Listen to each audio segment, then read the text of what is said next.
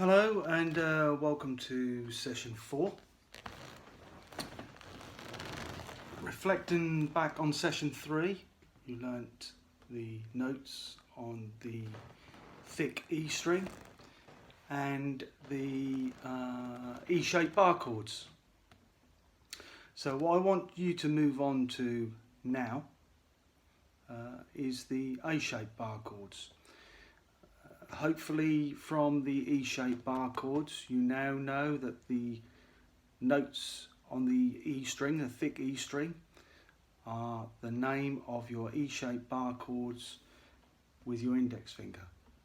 So it was E, F, G, A, B, C, and so on and so forth. Okay. So now the A-shaped bar chords, if you remember back into session 2, we learned where the open A chord was. We could play that with finger 1, 2 and 3. We could play it with finger 2, 3 and 4. Or we could play it with the index finger. Okay, you remember it was the 2nd fret up, and it was the 3rd, 4th and 5th string down. That was your A chord, the A chord. Okay, so it was the 3rd, 4th and 5th string down. So we want the A-shaped bar chord now, because the A-shaped bar chord links in with the E-shaped bar chord. And what I want to show you, the cheap way of learning your chords, is use your 3rd finger,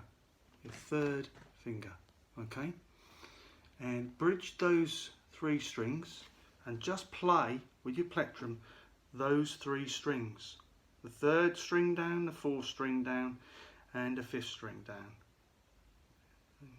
D, the G and the B string. Okay, so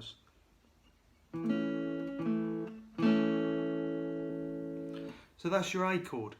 Now if you remember, B and C were together, and that's in relation to all your chords, all your notes. So if you play an E-shaped bar chord, the B and C chord will be together, okay, one fret away from each other, and so too with the A-shaped bar chord, and the same with the notes on the neck. Remember, B and C and E and F are always together. So if you go, we know then if B and C are together, that means there must be a gap after A. So it's A sharp, B, C, B and C together. Yeah, C sharp, D, D sharp, E, E and F are together. So it's E, F. Now to get your A-shaped bar chord to go from A to B, you use your 3rd finger to bridge the A chord and play those 3 strings.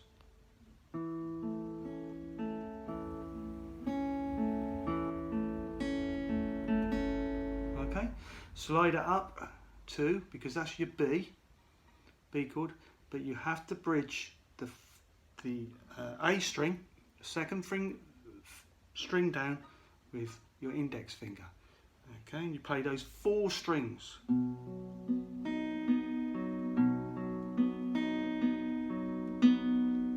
Okay, that's B, and remember B and C are together, so we slide up 1. Yeah. So that's C. Slide up 2 to get to D.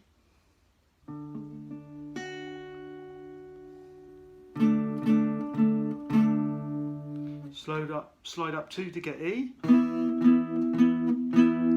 Slide up 1 to get F. Slide up 2 to get G. B and C together, E and F together.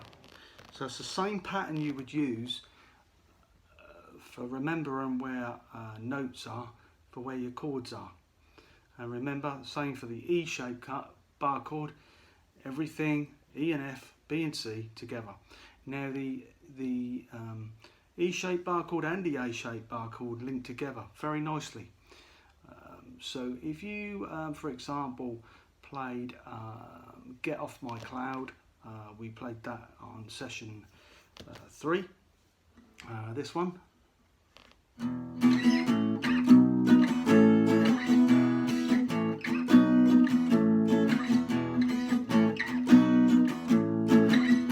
That. You can then go to the A-shaped bar chord, because immediately under the A chord, which is in the E shape, but because the root note is at the A of the top string, okay, we can then go to D underneath. Okay, so we go.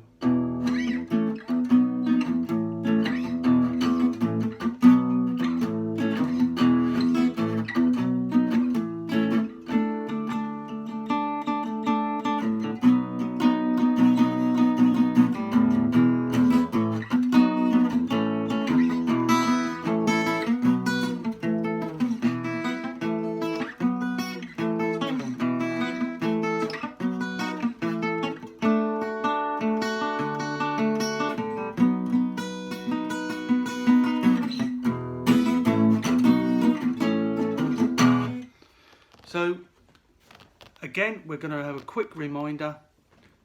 Third finger, third, fourth and fifth string down, second fret is A.